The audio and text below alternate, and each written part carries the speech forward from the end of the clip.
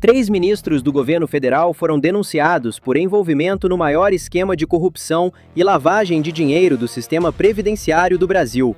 E quem entregou os nomes foi o próprio Daniel Vorcaro, o banqueiro no centro de um dos casos mais explosivos da história recente do país. A revelação chegou como uma bomba diretamente no colo do presidente Lula, no momento em que suas pretensões de reeleição já enfrentavam turbulências. E o que veio a seguir foi ainda mais devastador. Vorcaro não apenas confirmou a existência de uma ala dentro do próprio governo, trabalhando ativamente para favorecer o Banco Master. Ele foi além. Em mensagem de texto enviada em agosto de 2025, sob condição de anonimato, o ex-banqueiro identificou nominalmente os integrantes dessa ala: o senador Jacques Wagner, o ministro Rui Costa e o ministro Alexandre Silveira. Os três, segundo o próprio Vorcaro, eram as peças centrais que articulavam, dentro do Palácio do Planalto, a operação de aquisição do Banco Master pelo Banco de Brasília, o BRB. Não era uma fonte anônima qualquer, era o próprio investigado entregando os aliados. A mensagem foi enviada a um jornalista, e o detalhe que mais chamou atenção não foi apenas o conteúdo, foi o silêncio que veio depois. Quando a informação veio a público, nenhum dos três desmentiu. Wagner afirmou que não tem relação com o banqueiro e que não pode ser responsabilizado por conversas de terceiros. Silveira disse que não tem conhecimento nem participação em operações a favor da transação. Rui Costa preferiu não se manifestar. Mas Rui Costa estava presente na reunião. Silveira também estava. O silêncio, nesse contexto, pesa mais do que qualquer negativa. E há uma reunião específica que precisa ser compreendida em toda a sua dimensão. Daniel Vorcaro se encontrou com o presidente Lula. Nessa reunião, segundo o próprio Vorcaro, Lula teria dito a ele: "Não vende o banco ainda. Espera um pouco que o meu presidente do Banco Central vai assumir e a gente vai cuidar de você." Quem organizou esse encontro, quem colocou o Vorcaro e o Lula numa mesma sala, foram Rui Costa e Jacques Wagner. 2 dos 3 nomes que Vorcaro depois identificaria como a ala pró-master dentro do governo. A pergunta que fica suspensa no ar e que qualquer brasileiro que já viu um banco quebrar e perder suas economias vai sentir no estômago é a seguinte: por que políticos estariam fazendo pressão para que uma operação de natureza regulatória, sujeita a critérios técnicos do Banco Central, fosse aprovada? Por que o relator de um processo no Supremo Tribunal Federal teria interferido na aquisição de um banco pelo outro? E por que a esposa desse mesmo ministro teria recebido 129 milhões de reais num serviço cuja natureza, segundo investigadores, seria justamente essa interferência?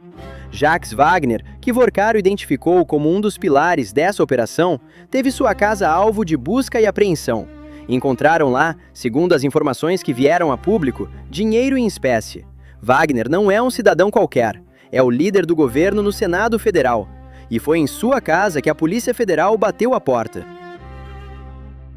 Enquanto isso, num movimento que surpreendeu aliados e adversários, o ministro Gilmar Mendes, decano do Supremo Tribunal Federal, foi ao programa Roda Viva e disse, com todas as letras, aquilo que muitos suspeitavam, mas poucos esperavam ouvir em público.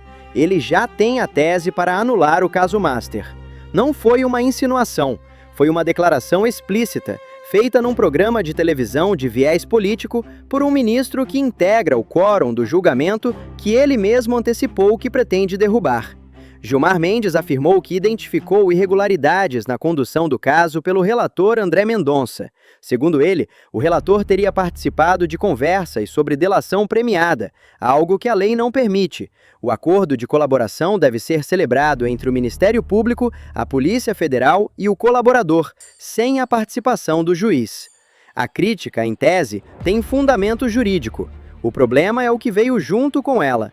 Porque enquanto Gilmar Mendes criticava André Mendonça por supostos excessos, as imagens de Alexandre de Moraes falando diretamente com Mauro Cid, coagindo, segundo defensores do caso, o colaborador a delatar, estavam disponíveis para qualquer brasileiro assistir. E Gilmar Mendes não foi ao Roda Viva para falar sobre isso. Não foi para criticar o inquérito do 8 de janeiro.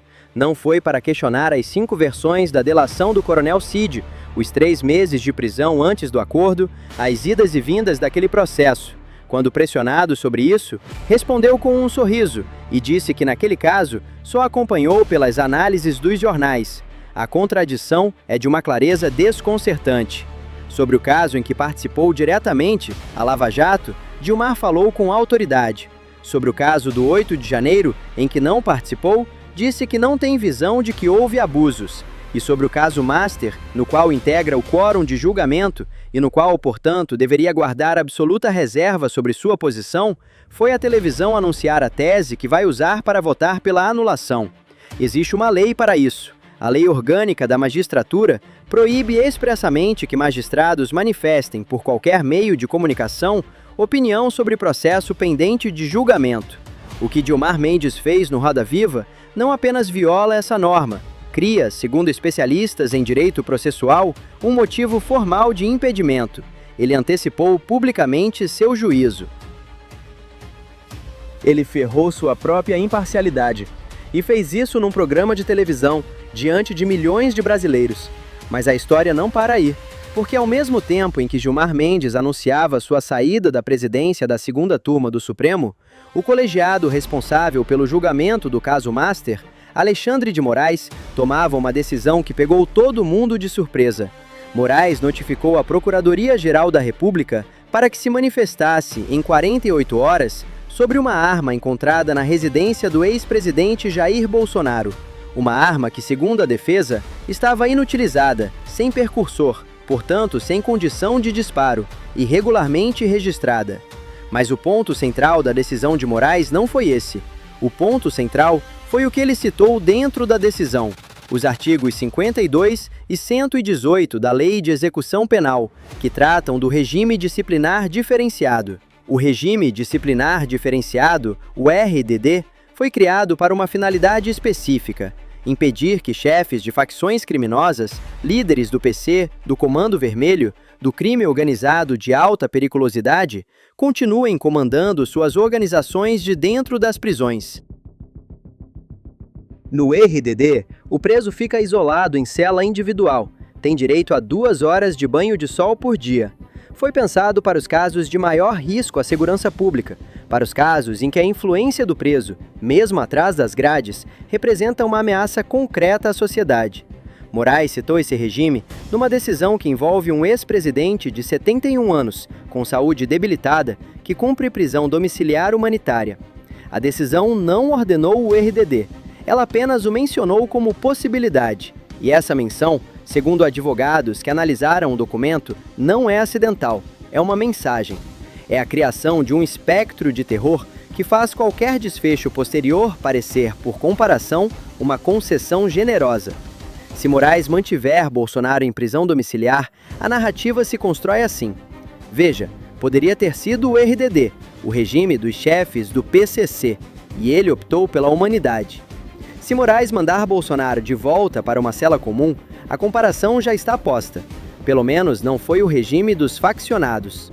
O mecanismo é preciso, produz medo antes do ato e gratidão depois, por aquilo que não aconteceu. O prazo para Moraes decidir sobre a continuidade da prisão domiciliar humanitária se encerrava no dia 25. A contagem regressiva já estava em curso. E enquanto isso, a segunda turma do Supremo se reorganizava de uma forma que ninguém no campo de Vorcaro esperava. Gilmar Mendes, presidente da turma, anunciou que deixará o cargo em agosto. Pela regra de rodízio do regimento interno da Corte, a presidência passa para o ministro Luiz Fux. A mudança parece burocrática. Não é. O presidente da turma define a pauta. É ele quem decide quais casos serão julgados, quando e em que ordem. Gilmar Mendes usou esse poder na última terça-feira antes do anúncio, quando surpreendeu o relator André Mendonça ao inserir de última hora, na pauta da sessão, a análise das prisões preventivas de Henrique e Felipe Vorcaro. Foi uma manobra, e foi possível porque ele controlava a pauta. Fux não vai fazer isso. Fux tem acompanhado sistematicamente o entendimento de Mendonça no caso Master. Tornou-se, segundo analistas que acompanham o tribunal, um aliado incondicional do relator, num ambiente que, dentro da segunda turma, tem sido descrito como conturbado.